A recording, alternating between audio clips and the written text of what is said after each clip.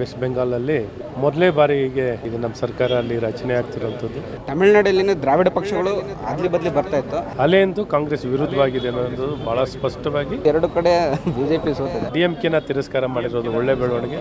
NDA ಮತ್ತು TVK ಮಧ್ಯದಲ್ಲಿ ವಿಭಜನೆ ಆಗಿ ನಮ್ಮ ಅವಕಾಶನೂ ತಪ್ಪೋಗಿದೆ.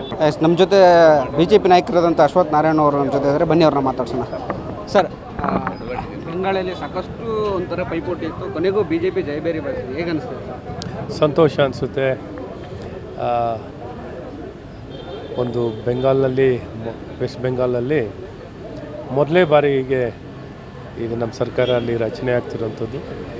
ದೇಶದ ಹಿತದೃಷ್ಟಿಯಿಂದ, ಬೆಂಗಾಲಿನ ಹಿತದೃಷ್ಟಿಯಿಂದ ಇದು ಒಳ್ಳೆಯ ಸೂಚನೆ. ಕರ್ನಾಟಕ ಬೈ ಎಲೆಕ್ಷನಲ್ಲಿ ಸಾಕಷ್ಟು ಎಕ್ಸ್ಪೆಕ್ಟೇಷನ್ ಇತ್ತು, ಆದರೂ ಎರಡು ಕಡೆ ಬಿಜೆಪಿ ಸೋತಿದೆ. ಏನಿಲ್ಲ, ಇದು ಏನು ಬೈ ಎಲೆಕ್ಷನ್ ಅಂದಾಗ ಗೊತ್ತಲ್ಲ, ಅಫಿಷಿಯಲ್ ಮಿಷನರಿ, ಹಣಕಾಸು ಎಲ್ಲ ರೀತಿ ದುರ್ಬಳಕೆ ಆಗುತ್ತೆ. ಮತ್ತು ಈಗೇನು ಕೊಟ್ಟು ಕೆಲವು ಸಲ ಈ ಸಂದರ್ಭ ಅಲ್ಲಿ ಅವ್ರನ್ನೇ ಅವರು ಕಾಂಗ್ರೆಸ್ ಅಭ್ಯರ್ಥಿಗಳಿದ್ರು ಮೊದಲು.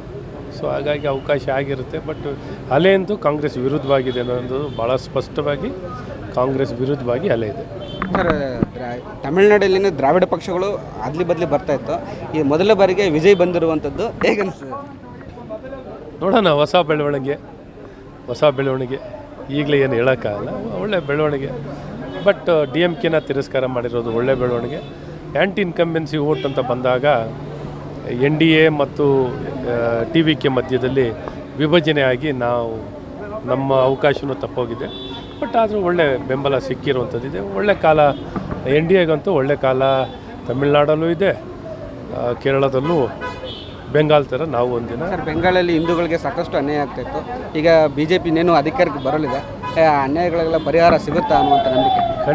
ಖಂಡಿತ ಬೆಂಗಾಲಿನ ಮೂಲ ಜನಕ್ಕೆ ನ್ಯಾಯ ಸಿಗುವಂಥದ್ದಾಗುತ್ತೆ. ಎಲ್ಲ ಭಾರತೀಯರಿಗೂ ನ್ಯಾಯ ಸಿಗುವಂಥದ್ದಾಗುತ್ತೆ. ಇದಿಷ್ಟು ಅಶ್ವಥ್ ನಾರಾಯಣ ಅವರ ಮಾತಾಗಿತ್ತು. ಕ್ಯಾಮ್ರಾ ಪರ್ಸನ್ ಪ್ರತಾಪ್ ಜೊತೆ ಶಿವಕುಮಾರ್, ಟ್ರೂ ಮೀಡಿಯಾ, ಬೆಂಗಳೂರು.